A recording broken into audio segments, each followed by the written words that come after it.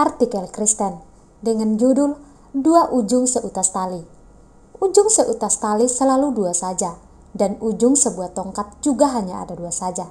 Lihatlah dan amatilah semua agama yang ada, dan ketahuilah bahwa semua agama hanya akan terkelompokkan kepada dua ujung, karena kompetitor dalam hal iman itu hanya dua saja, yaitu Allah Pencipta dan malaikat pembangkang yang bernama Lucifer. Dan repotnya Lucifer ini tidak mau pakai namanya, melainkan menyebut dirinya Allah juga. Hal ini menyebabkan banyak orang yang menyembah Allah menyangka mereka menyembah Allah Sang Pencipta, padahal yang mereka sembah ialah sebutan Allah yang dipakai Lucifer. Sesungguhnya tulisan huruf A dalam kata Allah, besar atau kecil, tidak ada pengaruhnya, melainkan yang harus diperhatikan ialah inti hakikatnya. Allah Jehovah, pencipta alam semesta, mengasihi manusia, tetapi manusia lebih percaya pada bohongan Allah Lucifer dan jatuh ke dalam dosa.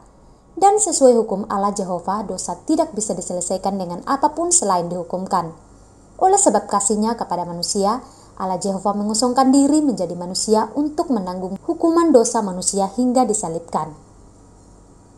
Yesus dalam bahasa Ibrani-nya ialah Jehoshua, dipendekkan dari Joshua, yang adalah kontraksi dari dua kata yaitu Jehovah dan Yasa. Yasa adalah kata kerja bahasa Ibrani yang artinya menyelamatkan. Jadi nama Yesus sesungguhnya berarti Jehovah menyelamatkan. Jalan keselamatan dari Allah Jehovah hanya satu, tidak mungkin dua, apalagi tiga, empat, dan seterusnya. Satu-satunya jalan keselamatannya ialah melalui bertobat dan beriman kepada Sang Juru Selamat yang adalah Allah Jehovah sendiri yang mengosongkan diri menjadi manusia. Allah Jehovah menjanjikan Juru Selamat sejak kejatuhan Adam. Adam dan semua orang di zaman Perjanjian Lama harus bertobat dan percaya kepada Juru Selamat yang dijanjikan, yang akan datang. Kemudian Juru Selamat datang dan dihukumkan menggantikan manusia. Kita yang hidup sesudah penyaliban juga harus bertobat dan percaya kepada Juru Selamat yang sudah datang. Banyak orang tidak sanggup melihat bahwa kemudian Lucifer yang juga menyebut dirinya Allah menciptakan berbagai jalan yang tentu katanya juga ke sorga, tetapi sorganya tentu berbeda. Lebih banyak lagi orang yang tidak sanggup melihat bahwa Lucifer berusaha mengganggu jalan keselamatan dari Jehovah. Ketika Allah Jehovah mengosongkan diri dan datang kepada bangsa Israel, mereka dihasut Lucifer untuk menentangnya, menolaknya, dan meminta agar dia disalibkan. Jalan ke surga hanya satu, yaitu melalui Juru Selamat yang disediakan oleh Jehovah. Juru Selamat, Mesias Kristus, pribadi yang diurapi adalah satu-satunya jalan keselamatan dari Allah Jehovah. Orang yang percaya kepada Kristus disebut Kristen. Tetapi Lucifer bukan hanya menciptakan berbagai jalan ke surga melalui berbagai agama, bahkan juga mengacaukan jalan dari Jehovah yang satu itu, yaitu yang disebut Kristen. Ia mengaduk-ngaduk kekristenan hingga pengajarannya kacau. Ia memperkenalkan Yesus yang lain seperti yang terjadi di Korintus, 2 Korintus pasal 11 ayat 4, dan menyimpangkan Injil menjadi Injil lain, Galatia pasal 1 ayat 6-7. Serta memasukkan roh lain yang berbeda dari yang tercatat dalam Alkitab. Yesus lain yang Lucifer perkenalkan ialah yang berambut gondrong. Padahal Alkitab mengajarkan laki-laki harus berambut pendek dan membuat patungnya di mana-mana. Yesus lain itu mereka katakan lahir tanggal 25 Desember dan disalibkan pada hari Jumat.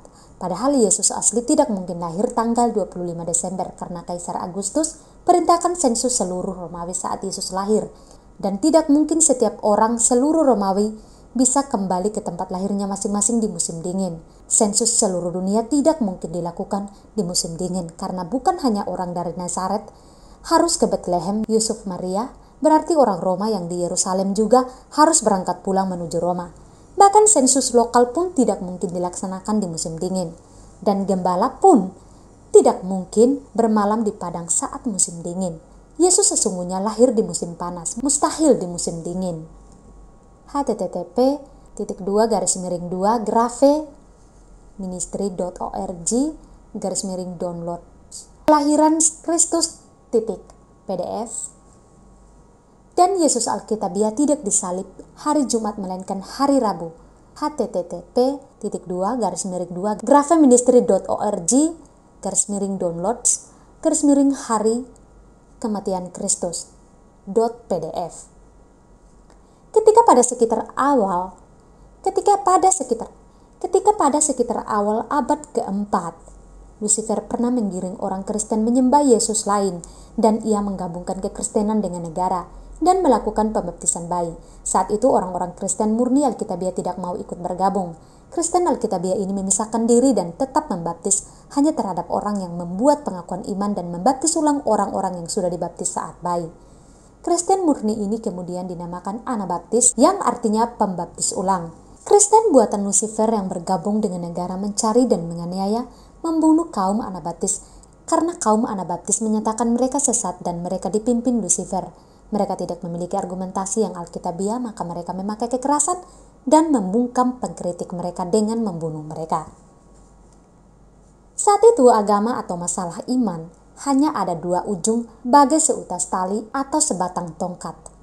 Di satu ujung adalah agama gereja yang di backup negara, state church, dan di ujung yang lain adalah agama gereja yang dipimpin Yesus Kristus asli yang dijalankan sesuai Alkitab, yaitu kaum Anabaptis. Banyak Anabaptis telah dibakar hidup-hidup, dipenggal, ditenggelamkan, dan mati dalam penjara. Pada tahun 1517, sejumlah orang Kristen dalam gereja yang dipimpin Lucifer keluar karena menyadari kesalahan gereja tersebut. Tetapi sayang sekali, mereka masih tetap melakukan kesalahan prinsip, yaitu membaptis bayi yang belum mengerti apapun, dan gereja bersatu dengan negara. Tahun 1534, Ignatius Loyola dengan 6 temannya menghadap Paus Paul III untuk mendirikan Ordo Jesuit, yang tujuan utamanya ialah membawa kembali saudara yang memisahkan diri. Maksud mereka ialah bahwa kaum Protestan yang memisahkan diri harus dibawa kembali apapun caranya, kapanpun waktunya, menurut Alberto Rivera. https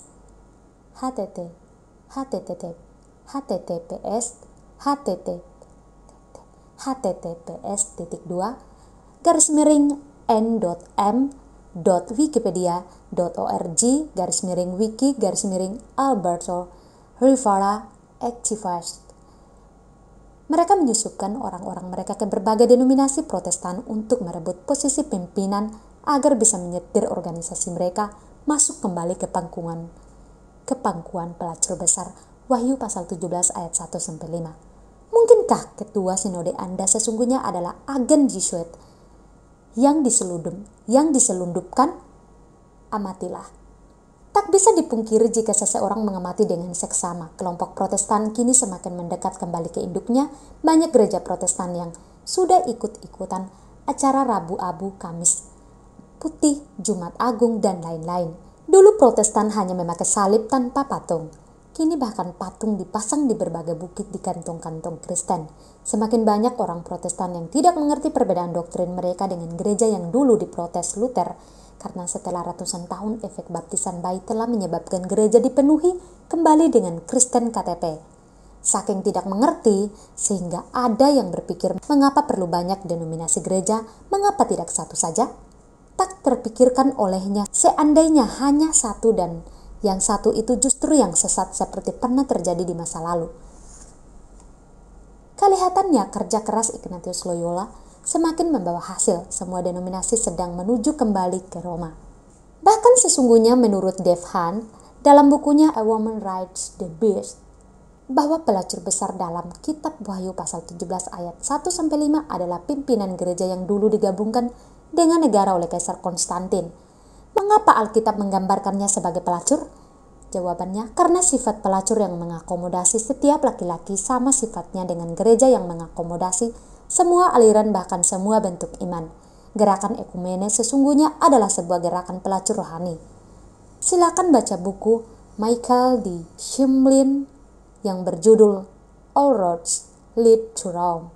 https://www.google.co.id/search/key sama dengan all+roads/lead+to+rome+michael+d+schimlin+pdf. Michael dengan gamblang menunjukkan bahwa gerakan menuju ke Roma sangat masif. Banyak orang gagal melihat proses pembentukan kerajaan kelima. Dari jari kaki patung mimpi Nebukadnezar yang besi campur tanah liat yang sedang dibentuk. Daniel 2. Seluruh dunia akan berada di bawah genggaman si pelacur besar dengan one world religion, one world government, dan one world economy. Pelacur besar kini sedang mengumpulkan semua laki-laki sebanyak-banyaknya ke atas ranjangnya yang secara rohani bisa diartikan menyatukan semua gereja bahkan semua agama. Banyak orang sulit mengerti bahwa gerakan karismatik sesungguhnya adalah alat berkat atau lem yang dimunculkan Lucifer yang sifatnya menyatukan semua kelompok untuknya.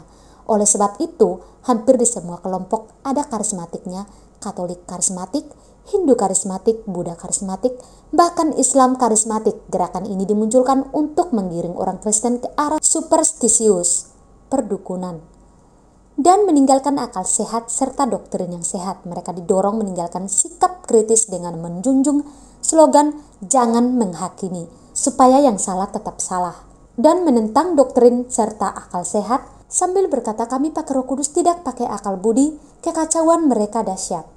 Menjelang kedatangan Kristus saat rapture, bukan hanya semua gereja akan disatukan, bahkan semua agama akan disatukan ke bawah pangkuan pelacur besar. Wahyu pasal 17 ayat 1-5. Sudahkah pembaca melihat arah gerakan berbagai gereja dan agama yang sedang menuju ke sebuah ujung? Setelah iblis menggebrak dunia dengan tindakan ekstremis yang menggetarkan hati, video-video tindakan menggerek leher orang yang tak sanggup ditonton ibu-ibu, kini pendulum akan mengayun ke arah berlawanan, yaitu beramai-ramai menuju toleransi, bahkan akan digiring Lucifer menggenapi nubuatan Wahyu pasal 13 ayat 15 bahwa semua agama akan disatukan, dan setelah disatukan semuanya akan diharuskan untuk menyembah Lucifer atau dibunuh. Satu agama dunia atau one world religion di bawah si pelacur besar. Kesimpulannya, situasi nanti akan kembali seperti zaman Konstantin menyatukan semua iman ke dalam gereja Roma Raya, dan sekarang hal serupa sedang berjalan. Pada saat itu hanya kaum Anabaptis yang akan bertahan sebagaimana terjadi pada abad keempat sampai sekarang. Nanti pada akhirnya hanya ada dua ujung sebagaimana seutas tali atau di sebuah tongkat. Semua gereja dan agama yang dipimpin Lucifer akan berkumpul di satu ujung, sedangkan gereja Alkitabiah akan bertahan di ujung yang berlawanan. Kontesnya masalah iman bukan 5 atau 6, melainkan hanya 2, yaitu antara Allah Jehovah dan Allah Lucifer. Dapatkah pembaca memantau menilai sesungguhnya apakah iman pembaca atau gereja pembaca sedang menuju yang mana? G.B.A. Grave adalah orang Kristen yang meneruskan iman kaum Anabaptis di abad 21 yang menjunjung tinggi doktrin Alkitabiah. Camkanlah, seutas tali hanya ada 2 ujungnya. Jika iman Anda tidak semakin mendekati ujung iman Alkitabiah, maka tidak ada ujung lain selain di ujung yang bersama si pelacur besar itu.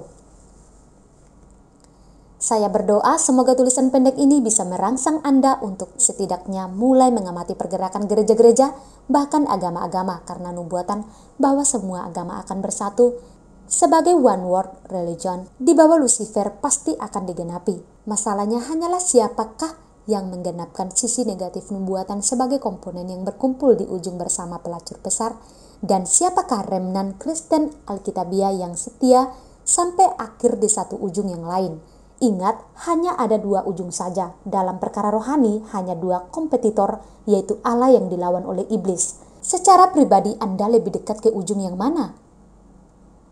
Saya sangat amat heran ada orang Kristen tidak suka saya. Kata mereka pengajaran saya keras. Mereka berkata terlalu keras. Mungkin maksud mereka terlalu Alkitabiah. Dan tanpa mereka sadari oleh sikap mereka itu, maka mereka akan bergeser ke posisi pelacur besar yang lembut dan penuh kompromi dan menyenangkan semua orang. Tidak ada pihak yang perlu marah ketika membaca renungan ini, karena kami tidak pernah memaksa siapapun menerima pandangan kami, melainkan cukup merenungkannya saja. Tentu pembaca juga boleh tidak setuju dengan saya, bahkan boleh menentang saya, tetapi ingat ujungnya hanya 2, dan saya di ujung yang bertentangan dengan si pelacur besar. Anda dan gereja Anda semakin mendekat ke ujung yang mana? Jika sekarang belum terlihat jelas, amatilah, suatu hari pasti akan terlihat. Dan ketika hal itu semakin jelas, ingatlah artikel ini. Tetapi awas, jangan terlambat atau kepekaan rohani Anda menjadi sirna. Jakarta, 14 Januari 2018, Dr. Suhento Liao. Jika Anda ingin membaca artikel tentang kekristenan, silakan kunjungi website kami www.grafeministry.org, drswantuliablog.grafeministry.org, YouTube channel GB Grafe dan GBA Indonesia. Demikian pembacaan artikel kita pada hari ini. Saya Yani Bobo, pamit undur diri. Maranatha.